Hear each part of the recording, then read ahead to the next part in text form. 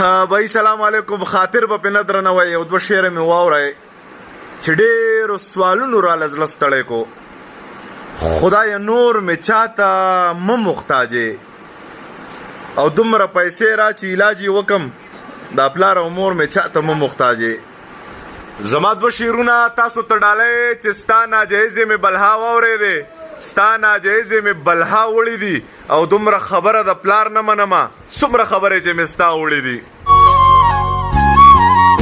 زما امام زما قبله داجی زما د بے مټو وصله داجی نه د پکار په دې افسوس کومه ستانه او پټ غوندې ته پوس کومه.